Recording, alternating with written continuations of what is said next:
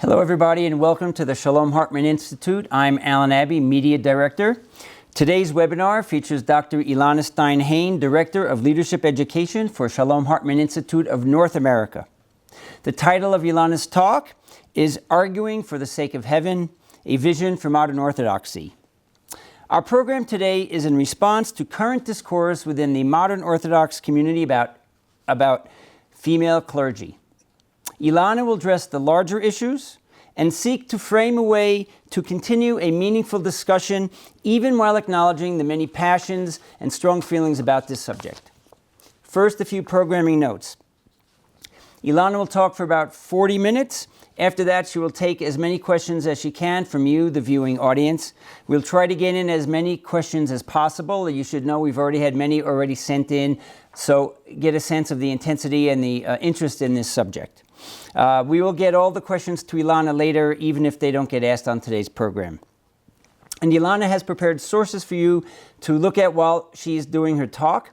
If you're watching on our website, you can access the sources on the very page where the video player is. If you're watching it on the home page of our website, just scroll down a little bit, click on the icon for Elana's talk, and the sources will be there. And if you're watching it on Facebook or YouTube, similarly, we've put the link to access the sources on those pages as well. So one other thing you should note is that we are, in fact, recording this program and we'll make it available for viewing on our website as soon as possible afterward. Okay, so now, direct from New York, while I'm here in Jerusalem, Dr. Elana Stein Hain. Elana, over to you. Thanks so much, Alan. Hi, everyone. Good afternoon. I'm here to speak to you about a subject that's very near and dear to my heart, which is the question of the future of the modern Orthodox community in North America. And we know that what we can see are deep divisions. We see deep divisions on the ideological level. We see deep divisions on the practical level. And I want to outline a few of those divisions for a moment before we proceed. On the ideological level, what we're seeing is, at the very least, arguments between the more traditional wing of modern Orthodoxy and the more liberal wing of modern Orthodoxy about the question of what meta-legal issues should be in play when making decisions about how halakha, how Jewish law should be enacted. Is it modernity that's coming to bring its weight to bear on the way that we understand where tradition should move? Or is it the way tradition has moved in the past that should actually be an inspiring feature of how we are to interpret how it should move forward? We're also seeing questions of whether practical pluralism is permitted within the modern Orthodox community, with some suggesting that if one halachic interpretation, one legal interpretation is good for them, it's good for everyone. And others suggesting that just because one halachic interpretation is good for them doesn't mean that it's good for everyone. Another ideological difference that we're seeing is the difference between what I would call validity and authenticity, or a discussion about validity and authenticity. That is to say, what determines whether a law is correct or actionable? Is it that it's authentic to the sources of Judaism and Jewish law, the rabbinic canon? Or is it that it's valid? That is to say, that its process was done correctly. Whether it's authentic or not, if its process was not done correctly, it's not good enough. So a lot of argumentation that we're seeing between traditional camps and more liberal camps are questions about whether Gedolim, for example, the leading legal scholars and decisors, are the only ones who can make decisions, and who's considered within that camp, or whether things that are authentic to the sources may be considered even if not passed through the official Gedolim. These are really important tensions. At the same time, we're seeing very practical tensions. One of the major practical differences that's playing out right now is exactly as Alan mentioned, the question of women clergy or women legal decisors within modern Orthodox law and modern Orthodox practice. This is a very practical, in addition to ideological, question because it impacts what the institutions will look like. As I asked many of my colleagues when I was preparing for this webinar, what do they want to see and what do they think is the future? Someone mentioned to me, Elana, just be sure to say and be sure to make clear that movements don't split only over ideology, they also split over institutions. Our institutions symbolize who we are. With the ideological and the practical differences in mind, the question that I want to ask is, can these differences be maintained without schism? The reason why I care about this question is at least threefold, and I'm sure that those watching who are interested in a similar question have their own reasons for caring about it. One reason I care about it is because I actually believe that Orthodoxy and modern Orthodoxy is a unique way of looking at the Torah, a unique way of looking at Judaism, and should be preserved in its uniqueness, and that traditional and liberal alike are within that same canopy of a certain way of looking at the divinity of Torah, a certain way of looking at the development of Torah, a certain way of looking at the interpretation of Torah. And I think that's important. A second reason, no less important, is the question of how the two sides, though we all know it's not two sides. There are so many people who are in the Venn diagram that overlap, that may have tensions within themselves between the more traditional and the more liberal, or may play within different circles and have authority within different circles even. But let's look at it as two sides for the sake of ease of argument. Is it possible that the two sides, in a very Rav Kook kind of sense, actually teach each other something? Actually help to qualify one another and protect each other from their extremes? And what would happen if they were not there to protect each other? And lastly, the practical, which is more than practical, it's even familial. The children are in the same schools. The children of people who think women clergy, yes. The children of parents who think women clergy, no. The children of parents who are Republicans, the children of parents who are Democrats, the children of parents who are liberal Zionists, the children of parents who are conservative Zionists. On a whole host of issues, the children go to school together. What does that mean? Does a schism mean that all of the institutions would have to be divided? To my mind, it does.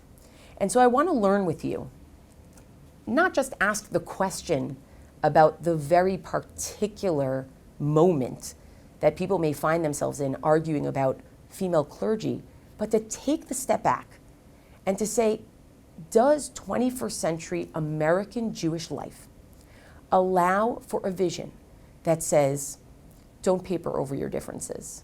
That's not necessary to avoid schism. Don't eradicate your differences. That's not necessary to avoid schism. Instead, live with your differences, but don't separate your institutions. Live together. Be interlocutors. Be chavrutot. That's going to have a lot of questions, and I hope that a lot of questions are arising in your mind. But I hope that this will be the beginning of a conversation, not a conversation that I'm going to take forward, but a conversation that you're going to take forward, whether with your clergy people, with your fellow lay people, around your Shabbat table, with your children. This is a conversation that if it doesn't happen, the natural and organic results, I don't believe are going to be results that are going to be necessarily the healthiest for the Orthodox community and thus for the Jewish community at large. So let's learn together and think about this question, or these questions. I want to do this in three parts, even in the brief time that we have.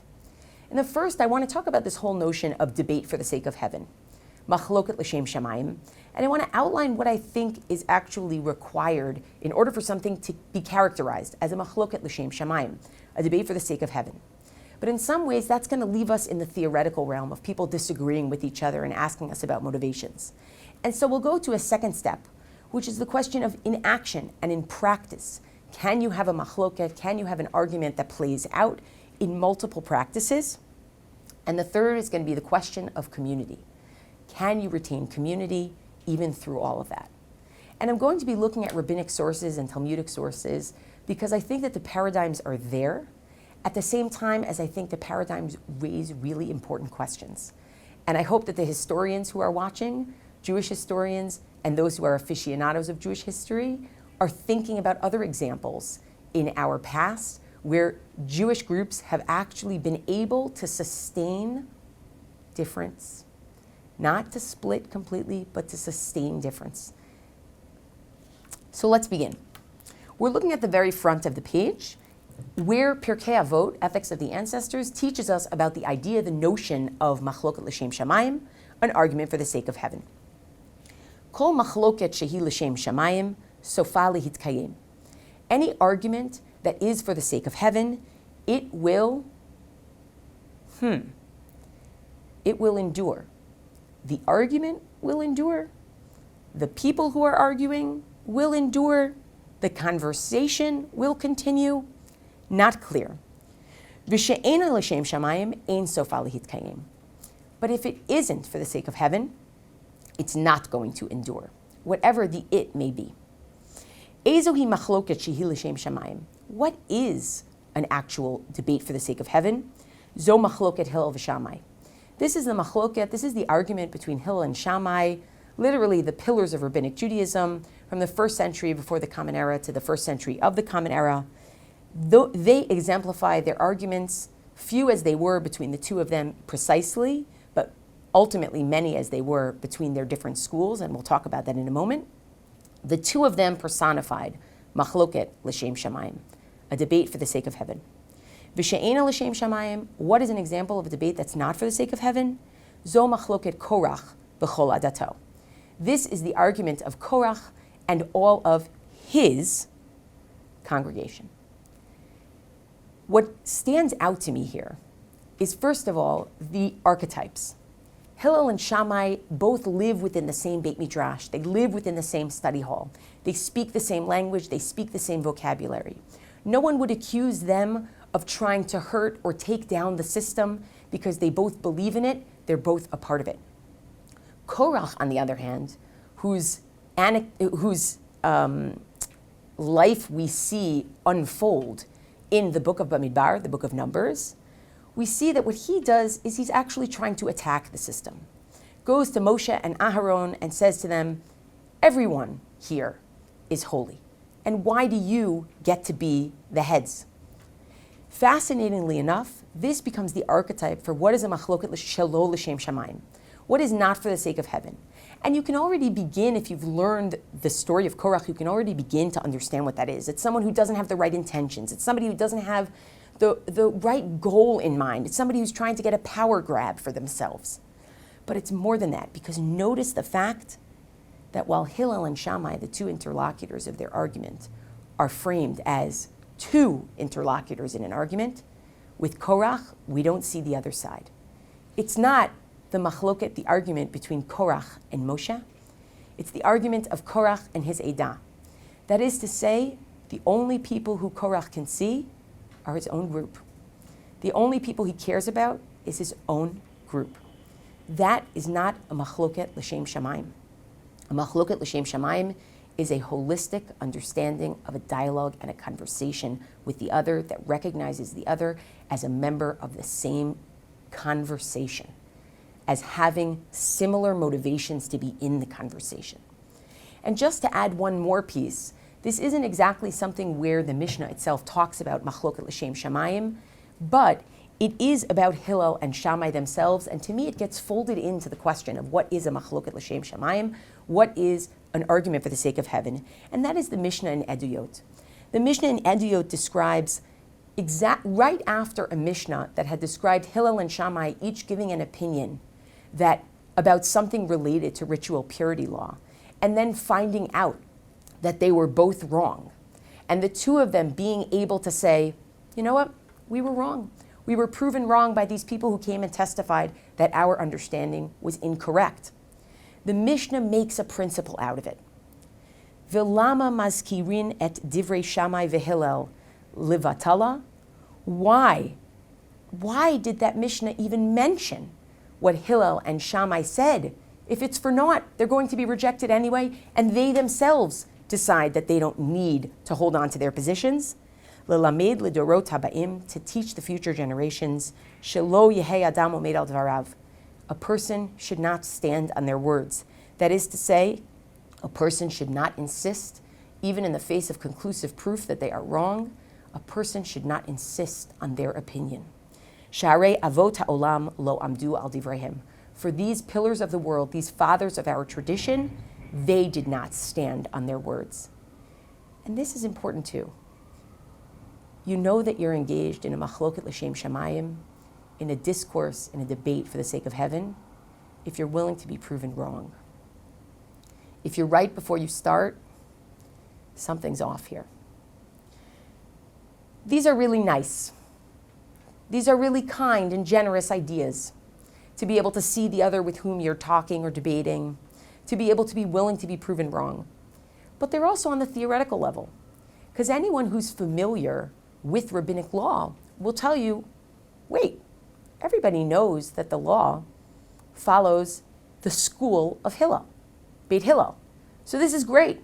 They argue with each other, they're willing to admit when they're wrong. At the end of the day, the law is going to follow the school of Hillel. That is to say, those who ended up being the disciples of Hillel, Beit Hillel, who argued with Beit Shammai much more than Hillel and Shammai argued with one another, and became really two different schools within the rabbinic movement. So great, have your niceties. At the end of the day, what we need in Jewish life is monism. We need there to be one practice, legal monism.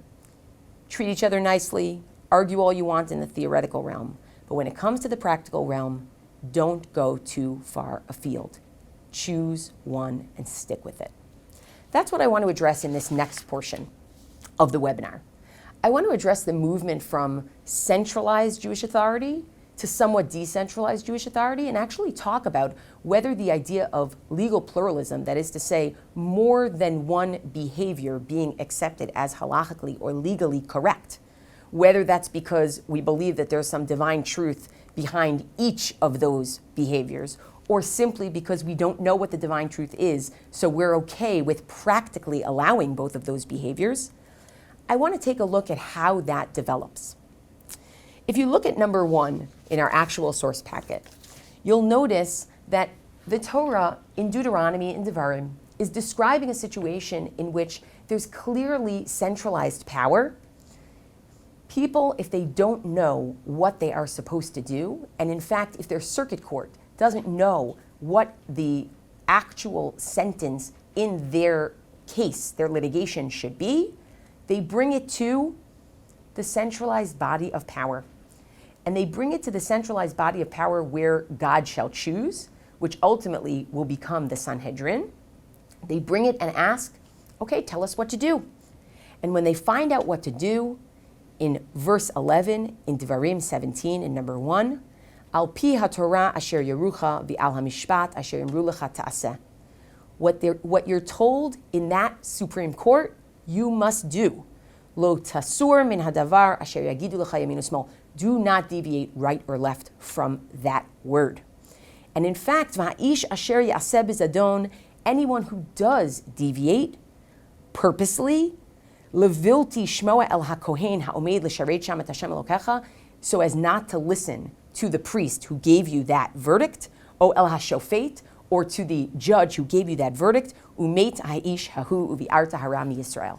That person is going to be killed, and that will wipe out evil in Israel. It's very clear that the Torah system is a system of centralized authority, where there is a body that is empowered to make the decision, and this goes back to the validity versus authenticity argument. There is a body that is empowered to make the decision, and once that body has made that decision, that is the decision, do or die. Now, of course, sources 2 and 3 discuss the question of what about someone who thinks the decision is wrong or knows the decision is wrong? What's their responsibility? If they can't go out and teach about that decision being wrong, do they do in their personal practice the way that they think, or should they follow in their personal practice the way that this Beit Din, that this court has ruled? This is an important question, but not for right now. What's significant here is that the first stage is a stage of keep it together, and keep it together very, very carefully, and with an understanding that it's God's word behind the decisions that are made in that holy place. But after the destruction of the Beit HaMikdash, of the temple, something changes. When the rabbis moved to Yavna, there is a major shift. That shift is described in the halachic midrash called the Sifri in number 4. Va'asita al pi hadavar, you shall do based on the word that they teach you. In other words, the verse that we just read. Al horayat Beit Din hagadol shebi Yerushalayim chayavim mita. When it comes to the court in Jerusalem is a person liable to the death penalty for not following them or for teaching against them, as the case may be. Ve'ein chayavim mita al horayat beit din shebeyavne. But we do not do such a thing. We do not put someone in a capital crime category for not heeding or for teaching against what the Beit Din in Yavne says. This is a fascinating shift. Is it because that's not actually what the Torah was speaking about, but the Torah is speaking about the place where God chooses, which is Jerusalem and the Temple Mount? Is it because they didn't have the coercive authority to actually kill people? Maybe they did, maybe they didn't. Is it because there's a recognition that sectarianism during the Second Temple period was such a terrible thing that they didn't want to continue it? We're not quite sure. So Shia Cohen and other academics suggest that what you're seeing is something absolutely unique. For the first time after the destruction of the temple, whether it's bounded or not, there's still some notion of legitimate argumentation. There's still some notion of, quote the minority opinion, quote the dissent. And that's what we see for the first time in the Mishnah. It's what we see in its companion piece, the Tosefta. It's ultimately what we see in the Jerusalem Talmud and what we see in the Babylonian Talmud. For the first time, as he writes in number 5, for the first time Jews agreed to disagree. But is he right that Jews agreed to disagree? Yes, on a theoretical level, quote the dissent, certainly. But did they actually agree to disagree? Well, interestingly enough, if lo tasur, do not deviate from what they told you, is no longer something that can hold completely people within the obedience to a centralized body, but instead lo tasur becomes about something else, which is rabbinic authority, there's something else that crops up in its place. What crops up in its place is a different approach to trying to keep people together. As opposed to the centralized body, listen to them and don't deviate from what they say, we're looking at a much more horizontal approach. Number 6, taken from a verse that describes that Jews should not cut themselves in mourning because that was an idolatrous practice, lo tit godedu. What we find is the rabbis have an interpretation of lo tit godedu that takes it out of its original context of do not cut and uses a play on words to understand this as do not cut your community into pieces. Number 7, the Sifrei again. Lo tit godedu, do not cut yourselves. Play on words. Lo teasu agudot, do not become factions. Ela heyu kulchem aguda achat. Rather be all of you one grouping, one binding. Lo titgodedu, do not become fractious, while hopefully it has the same effect of trying to keep people together and agree on their behaviors. It's not a top-down model of lo tasur, do not deviate from what the high court is going to tell you. And as such, there's a more horizontal element and there's a more autonomous element that the Jewish people are supposed to understand among themselves, that they are meant to try to keep themselves as one community. And what this means practically is actually going to change over time. And you guessed it, the people who are going to play an important role in that change over time are the houses of Shammai and the houses of Hillel, Beit Hillel and Beit Shammai. Let's see how this plays out. If we look at the way the Jerusalem Talmud understands lo titgodedu, do not create factions or do not become fractious among yourselves, one of the places that it actually tries to apply don't become fractious, that is, try to have uniform behavior, is even in the case of custom, not in the case of law.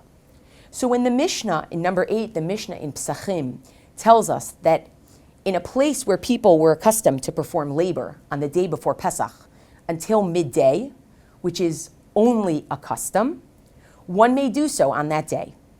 In a place where the people were not accustomed to perform labor, one may not do so. That is to say, if you went to different communities on Erev Pesach in the morning, you would find some people hard at work until the midday, And you'd find other people busy already with their Pesach preparations even before midday. And shockingly, in the Gemara, Reish Lakish, or Rabbi Shimon ben Lakish, asks Rabbi Yochanan, well, ve'eno asur mishum bal titgodedu? Isn't this a problem of becoming fractious? Meaning, even the different customs may be problematic. We have to be uniform in our behavior. We have to be uniform. And the conversation goes on and discusses, no. We're in this section called Gemara in 8, on the third line, or the end of the second line. Amar le, Rabbi Yochanan said back to Rabbi Shimon ben Lakish, no, it's not in a case of minhag, of custom. B'sha'a she'elu osin ki beit Shammai, ve'elu osin ki beit Hillel. He says the problem is, when is it lo titgodedu? When is it a violation of becoming fractious? When some do like Beit Hillel and some do like Beit Shammai. Again, have all the theoretical dispute you want. Treat each other kindly. But at the end of the day, you're going to have to make a decision, because otherwise it's fractious. And that's exactly what the Gemara says. Beit Shammai u Beit Hillel ein halacha ki Beit Hillel. That's not fractiousness. No one's going to follow Beit Shammai. Everyone's going to follow Beit Hillel. And it goes through a number of cases to try to figure out where can you actually have a legal dispute where people would actually do different things. Not so easy. In the understanding of the Talmud Yerushalmi of the Jerusalem Talmud, legally, we should be doing the same thing. Our practice, no matter what our politics, our ideology, our practice must be the same according to halacha. Now granted, if you look in the Talmud Yerushalmi and Yevamot, you get a slightly different picture. But Yitzchak Gilat, a very influential academic of Jewish studies, pointed out that what we're going to see between the Talmud Yerushalmi and what we're about to see in the Babylonian Talmud is going to represent a major shift in what lo titgodedu is understood to mean. So let's see that major shift. We're looking at number 9. Up until this point, what we've discussed is we've started to ask the question of whether ideology and practicality can be different alongside the maintenance of a community. That's the question we've put on the table. So far, what we've seen is that the basis for having a proper argument, even in potential, is an understanding that there's someone speaking to you who disagrees with you, and that you're able to talk to each other.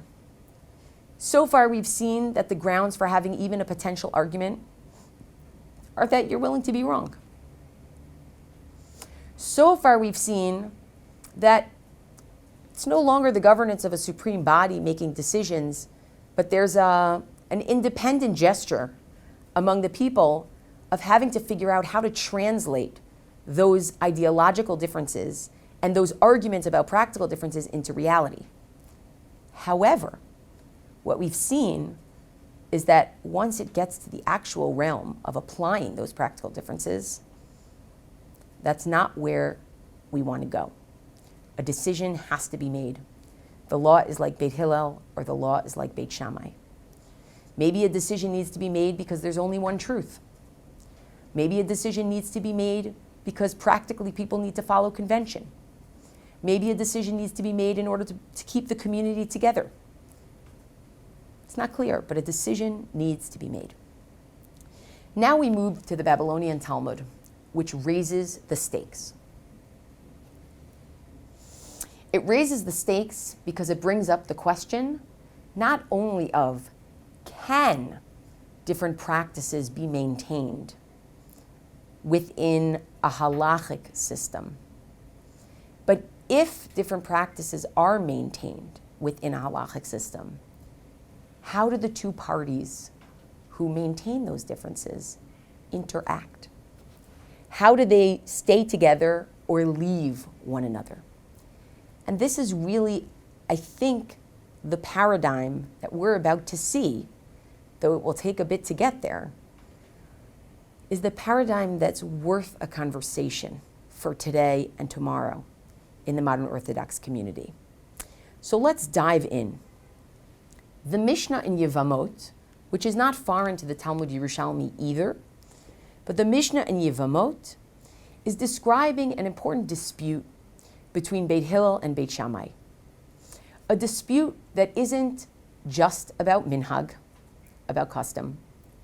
A dispute that isn't even just about personal practice. A dispute that impacts the personal status of the subjects of the dispute. The case itself is about levirate marriage, that is, when there are at least two brothers alive at the same time and one of them dies childless, the other is supposed to marry his wife. That's the Talmudic law that we're looking at, or really the biblical law that the Talmudic law is understanding. In the case of levirate marriage, Beit Shammai and Beit Hillel had a major disagreement over what would happen if a man's brother was married to the man's granddaughter, if a man was married to his brother's granddaughter. And the question of what would happen in terms of not yibum for the granddaughter, but yibum for any other wives that he had at the same time. Levirate marriage for any other wives that he had at the same time. I'm not as interested in going into the finer details of the issue as much as understanding what the stakes of the issue are. So let's look at number 9. Beit Shammai matirin et hatzarot le'achin, u'Beit Hillel osrin. Beit Shammai allowed the co-wives to marry the living brother as levirate marriage, while Beit Hillel did not. The case, again, is a case in which a man and his brother, alive at the same time, the man was married to a close relative of his brother. The man was also married to other women. And the question of what happens to those other women after this man dies childless, do they get levirate marriage or not? Of course, the close relative of this man does not get levirate marriage. But not to perseverate too much over the actual issue, just to understand that if Beit Shammai say, we think these co-wives should get levirate marriage, and Beit Hillel says they may not, then what they're arguing about is whether the marriage is valid at all. Not only are they arguing over whether the marriage is valid at all, they're arguing over the status of the children of that marriage. So if what Beit Shammai says is, sure, brother, marry the co-wife, and Beit Hillel says, that's a total violation. The children for Beit Hillel are mamzerim, are illegitimate children, and cannot marry within the people of Israel. What for Beit Shammai is totally fine, for Beit Hillel amounts to having illegitimate children. That is a major dispute. We are not talking about what we call the narcissism of small differences, where you're alike in so many ways and there's this one small way in which you're different. We're talking about a question as to whether people could even marry within the Jewish people. Let's look at the end of the Mishnah. I'm moving to the English for a moment. Although one school prohibits what the other permits, and one declares as invalid marriage, that which by the other is considered a valid one, yet the disciples of both schools did not refrain from marrying with each other. This is a wild claim. We have cases in which for Beit Shammai, something is totally valid, and for Beit Hillel, the children are actual illegitimate children. And you're telling me that these families of Beit Hillel and Beit Shammai married into each other? We now have two layers of questions here. One layer of question is just the question of lo titgodadu.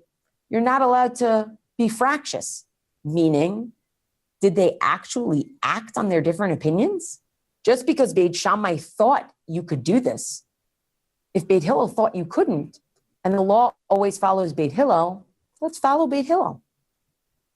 And second, if they did somehow manage to overcome lo titgodadu, that they're not actually supposed to be doing different practices, how did they possibly marry into one another? Who knows if you're marrying a legitimate child from the perspective of Beit Hillel? So we now have upped the ante here. The way the Mishnah describes, even though this one held this way and this one held that way, they still married each other. One way to fix it is to say, oh, of course they didn't act on this. This was their argument. But even though they had such deep arguments, they still married each other. Because in practice, everybody did the same thing and everybody followed Beit Hillel. And that is one way to go. If we look in number 10, the way the Babylonian Talmud, the Talmud Bavli, understands it. Mi savrit asu Beit Shammai k'divrayim. Who says Shammai actually followed what they thought in practice? They didn't. Lo asu Beit Shammai k'divrayim. They didn't follow what they thought in practice. This was a theoretical argument, and they lost.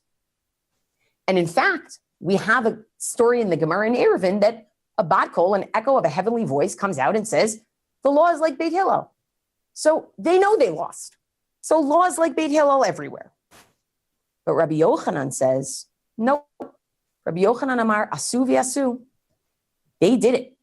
Beit Shammai followed their perspective. Beit Hillel followed their perspective. Well, then we have a first problem, which is lo titgodedu. Man de amar asu, the one who says they did it, karinan kan lo titgodedu. This is a problem. This is a violation of not becoming fractious. This is fractiousness. Lo tiasu agudot agudot. Don't become different groups. And this is the move that is absolutely revolutionary, but actually evolutionary, according to Yitzchak Ilan. Amar Abaye says, Ki amrinan lo titgodedu. When we say don't become fractious, I'll tell you where that is. That's kigon shtei batei dinim be'ir achat. Don't become fractious applies when you have two courts in the same city. Halalu morim kedivrei Beit Shammai, v'halalu morim kedivrei Beit Hillel. One follows, or its verdicts follow Beit Shammai. The other follows Beit Hillel in the same city. Aval shtei batei dinim b'shtei ayarot. But if you want to have two different courts in two different cities, suggesting that the law, one be like Beit Shammai and the other be like Beit Hillel, leidlan ba, no problem. No problem. Lo titgodedu is not only not just about custom. Lo titgodedu can even be surmounted about valid legal differences. Just have them in different cities. Amar le Rava. Rava says, wait a second. Vaha Beit Shammai u'Beit Hillel kishtei batei dinim be'ir achat dami. Beit Hillel and Beit Shammai, that's actually similar to having two different courts in the same city. Ela Amar Rava, rather Rava says, Ki amrinan lo titgodedu. When we say lo titgodedu, don't become fractious. Kigon beit din be'ir achat. We're talking about if you have try to have one beit din, a single court in a single city. Plag morin kedivrei Beit Shammai u plag morin kedivrei Beit Hillel. And one part of them follow Beit Hillel and one part of them follow Beit Shammai. Aval shtei batei dinim be'ir achat leitlan ba. But if you want to have two different courts in the same city, go for it. This has moved us another layer. Now, I'm not talking about this as the legal decision about what to do in this case or in other cases. I'm talking about paradigm shifts. We start with lo tasur, do not deviate from what a central body tells you. We move to lo titgodedu, do not become fractious. Does that apply to everything? Does that mean our behavior has to be uniform from a halachic perspective? Well, according to the Talmud Yerushalmi, mostly. But when we get to the Babylonian Talmud, Abaye and Rava say, actually, lo titgodedu, don't be fractious, means within a single institution, especially an institution of making law. But within a community, variously described here as two different cities, or perhaps even in the same city, we can maintain it and we can sustain it. Now that we've answered one question, which is, can they practically do what they want or do what they think is right? We have to answer the second question, which is, can they remain in community and how? And this is the deepest part of the question that we're asking today. The very next paragraph. Come in here, Tashma. Even though these forbid what those permit, Afal pi she'elu osrim ve'elu matirim, Beit Shammai didn't avoid marrying into Beit Hillel, lo nimnu Beit Shammai milisa nashim mi Beit Hillel, and Beit Hillel didn't avoid marrying into Beit Shammai, velo Beit Hillel mi Beit Shammai. I amrit, if you say, bishlama lo asu, that they didn't actually follow their ways, and there was no practical difference between them, but they all followed the more strict way of Beit Hillel. Mishum hachi lo nimnu, of course they could marry each other. Ela I amrit asu, but now that you've suggested that they actually did this, they actually each kept their way of doing things. Amai lo nimnu, why would they not keep from marrying each other? Of course they should. So this is a major difference. This is really important. Dimodai lahu uparshe. Here's exactly the point. They respected the difference. If a case would come up where Beit Shammai knew that Beit Hillel considered it out of bounds and considered it an illegitimate marriage, they would say, by our standards, it's fine. By our interpretation, it's fine. But by yours, it's not. And so the family of Hillel would leave and not engage in the marriage. In other words, they didn't hide it. They didn't pretend it wasn't there. And by the way, if you look in the Tosefta and the Talmud Yerushalmi, you will find different approaches to this issue. But this approach, they didn't hide it. They didn't eradicate it. What they did is they were honest with each other about it. They respected their difference. When we ask the question of how to debate in a godly manner, it's one level of the question. And I think that a lot of the debate within traditional and liberal circles about the future of modern Orthodoxy and the future of Jewish law within modern Orthodoxy has been and can be done in a godly way. Unfortunately, some of it has not. And some of it will continue to be done in a godly way, and some of it will continue to be done in a less godly way. But when we start to ask the question of maintaining the practical difference, moving out of the Beit Midrash, moving out of the study hall, moving off of the paper, off of the page, and into the synagogue, that's where the challenge gets much more difficult. Because it isn't just about not impugning people's motives, and it isn't just about claiming that people are out of touch and irrelevant. It's actually about how do we live together. And it's actually about how do the institutions mirror what modern Orthodoxy wants to be. The paradigm that we have here is not a simple one. If you think about Beit Hillel and Beit Shammai, they're clearly within the same discourse. They're having the same conversation. But there are places where one will go and the other will not. Not merely because they want the power or because they want it to be so, but because they understand it to be so. And not merely because Beit Hillel wants their power and Beit Hillel doesn't want it to be so, but because they understand it not to be so. And this notion of being able to maintain community to the extent that the self-respect for one's own position and the respect for the other's position does not actually entail having to completely split from one another is exactly where I think the conversation should begin. I'm just looking at the time. We've been sitting for a while together, and I want to make sure that we take some questions. So before I make a parting statement, Alan, do we have any questions? Thanks, Elana. Yes, we have quite a few questions. We got a number of questions sent in to us in advance and a few that came up during the program. So I'm going to go jump right into the questions unless you had a closing word just before we took the questions. I actually would like to do my closing word after the questions.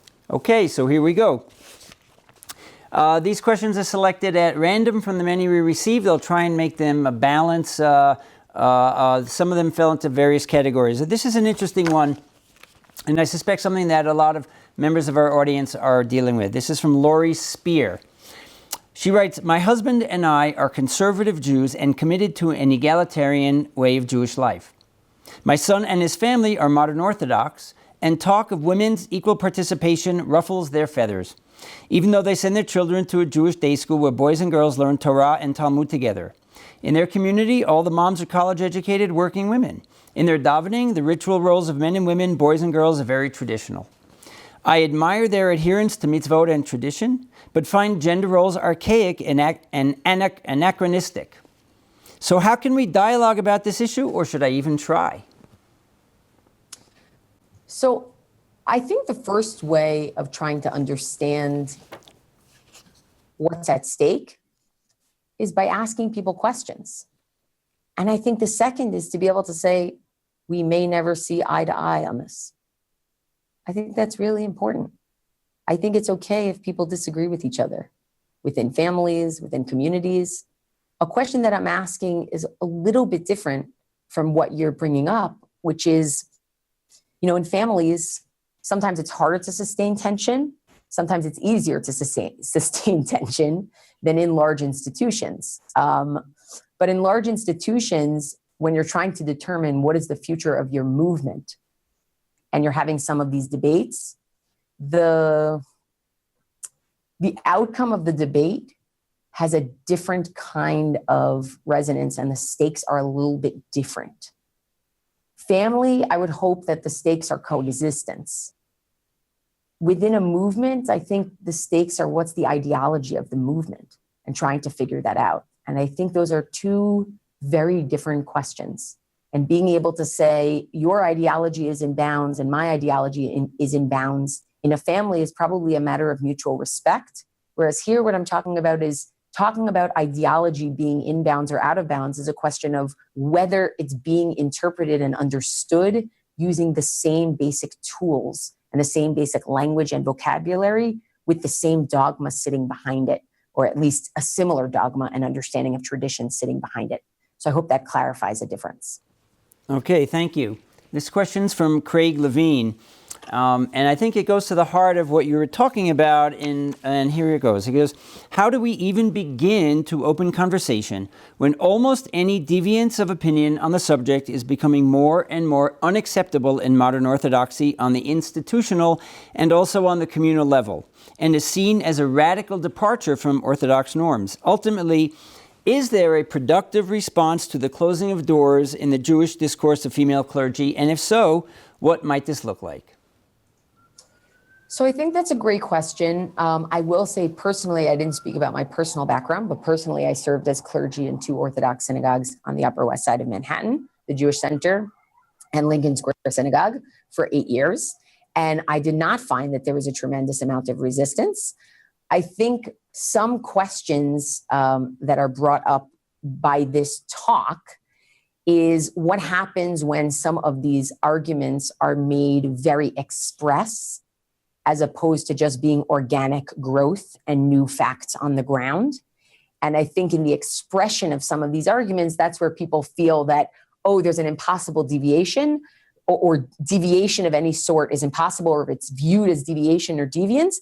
And I kind of wonder whether the conversation can be had in a more organic way about this. And I think actually what's going on right now among those who are trying to hold the center, by reaching out to both sides, I think that they're really trying to do that and basically trying to say, well, how do we weather change, right? And what is the right way to weather change? And who are the people who need to be in the room to make that change more comfortable? Or what are the facts on the ground that have to be there? What are the statements that need to be made in the declarations? I'll tell you, a friend of mine and colleague, Rabbi David Wilkenfeld, about 2 years ago, put together a statement of principles for modern Orthodoxy that he wanted people far and wide within the modern Orthodox leadership to sign on to. And it was actually pretty beautiful stuff.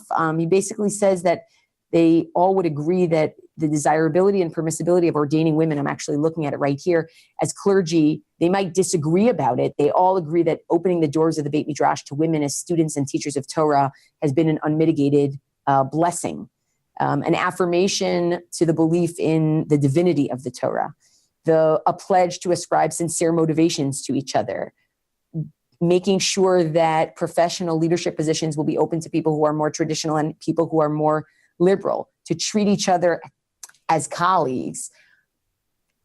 He tried to get people to sign on to that. And I don't think that people were ready necessarily from the different camps of traditionalism and liberalism within the Orthodox world. Again, noting that there are a lot of people who sit in the Venn diagram between those, or a number of prominent people who sit in the Venn diagram between those. But I actually think that there are so many people right now who are hoping for a statement like that, that I encouraged him to send it out again and to try to get people to sign on to it again, because this is what is necessary. People have to be able to look each other in the eye and say, we disagree, and we also are speaking the same language. And it's within this particular ideological and halachic framework. Thanks for that, Elana. And I suspect people will want to see that statement from Rabbi Wolkenfeld. And if you send it to me, I'll make sure that we can make it available to our viewers and readers on our website. I share that with his permission, and I will ask him if he doesn't mind if I share it further. Great. Here's a question from Rosalind Singer, and it brings into the conversation the actual organization that made the recent ruling that has kind of prompted this discussion, which hasn't been, in a sense, brought in directly just yet. Rosalind writes, the Orthodox Union calls itself, or likes to call itself, a, quote, big tent, unquote, organization. With their latest ruling about women clergy, how relevant is the OU to the modern Orthodox community? Is the OU, by its own action, making itself relevant only to the right-wing end of the Orthodox community? Do we need and do we have another organization to fill in this space for the modern Orthodox community? So I think this is a great question. One of the things that we started with is the importance of institutions. And what one might wonder is, well, what exactly does it mean if you have so many disparate institutions doing different things, whether it's synagogues acting differently on the women's clergy question, for example, or whether it's even, differences that go beyond gender and are working in other fields of arguments, of debate between people. Do we need, or does the Orthodox community, I should say, need an umbrella organization that can hold these differences? And I think up until now, in a way, the Orthodox Union might have been doing that because of just sort of papering it over. And now what's become clear is that as opposed to trying to be a clearinghouse on the topic and trying to give, these are the various different halachic positions on the issue, they've decided to take a position. Now, this is part of where the conversation starts, which is the OU gives a lot of really important services to the Jewish community, including disability services, including youth activities, including kashrut certification, including political activism, including continuing to support the synagogues that do employ female clergy. So I think one of the questions that is up for debate here, and going back to our original guidelines, are, can people see each other? And that's a question both for the leadership of the Orthodox Union and for people who disagree with what they've just seen from the leadership of the Orthodox Union. Will the Orthodox Union continue to be a place where synagogues can be under their banner and do different things? I think that's a question of how this is actually executed upon or not executed upon. Okay, thank you. Here's a question that's very practical, tachlis, as you might say, really focusing on some practical activities. And unfortunately, I only have the first name, Ariel. It says, what are some ways that current female clergy can prove their importance and unique value, add to the greater community beyond equality for equality's sake? So what are the areas and efforts where female clergy can make unquestionable contributions that can only be made by female clergy and male clergy cannot? So it's interesting. That question of where can women help and men can't help. I think a lot of people have been having these discussions about women discussing halachic questions with women, or women being specific role models for younger women or younger girls. But I actually think it's a bigger question than whether a woman might be better able to put her hand on the shoulder of a woman congregant in mourning, or a man would, which I think is very, very important. But I think the question is actually bigger than that. I think the question is how we want to see women included in the Jewish tradition. And I don't think that's a question about equality for equality's sake. I think that's a question, I think it's the same question that Sarah Schneer was asking when she wanted women to get a Torah education.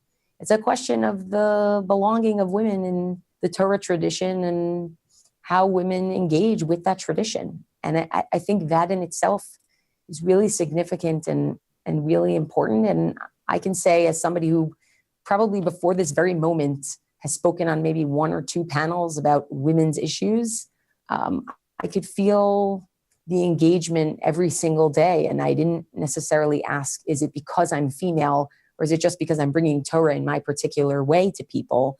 But I did know that I felt like an important part of the Jewish people, and that I was moving the Torah forward and out to people who were inspired by it. Thank you, Elana. We're just about out of time, everybody, and I want to give Elana the chance to have a final say. Before I do, and I will give her the last word, I want to tell you that thank you for sticking with us. We had a few small technical problems at the beginning of the program. We will be posting the video recording of this on our website as soon as we can, hopefully in the next day or two. And we will get all the unasked questions to Elana, and if there's a way we can get some answers, we will get them to you as well. So, Elana, I want to thank you in advance for this, and I want to give you the last word on today's program. So, go ahead. It's your platform now. Thank you. I appreciate it. First of all, I appreciate that people have been willing to sit through a learning about these issues. And I think that's exactly the point, which is, this is not, what do I think about this? This is, what is the Jewish people going to do about this? And that's going to require conversation and learning and thinking. And I just want to say that as much as I brought a paradigm about Beit Hillel and Beit Shammai and maintaining difference, if I started a conversation with someone else, they might say to me, well, I don't actually think that the 2 sides here are Beit Hillel and Beit Shammai. I think only one side has the authority necessary to do what it's doing, and the other one does not. And I'm aware of those issues, and I'm aware of those questions, and it gets us back to our ideological differences that we started with. But the question that we asked, I think, is a very 21st century question, as much as it comes from Gemara and Yevamot. It's a very 21st century question. It's the question that all of America is going through right now, which is, how do we live with difference? Do we live with difference by ignoring it? Do we live with difference by trying to get rid of it? Do we live with difference by trying to get the people or the institutions in our lives that differ from us out of our lives so that we can functionally ignore them? What I'm presenting here is, I think the answer has to be unequivocally no. And the reasons, again, number one, if you believe in a particular way of life and you understand your perspective on that way of life to be different from someone else's, but to be speaking the same basic language, it's worth number 2, which is learning from each other and pushing each other to grow and challenging each other not to become a victim of your own fundamentalism. And then lastly, to ask the question of schism to ask the question of the division of anybody, any group of people, when that group of people is so embedded, is literally family, is literally sitting in the same classroom, sitting on the same buses together, going to the same camps together, is to ask to tear a family apart. But we also know that this may not hold forever. And I don't want to pretend that it will.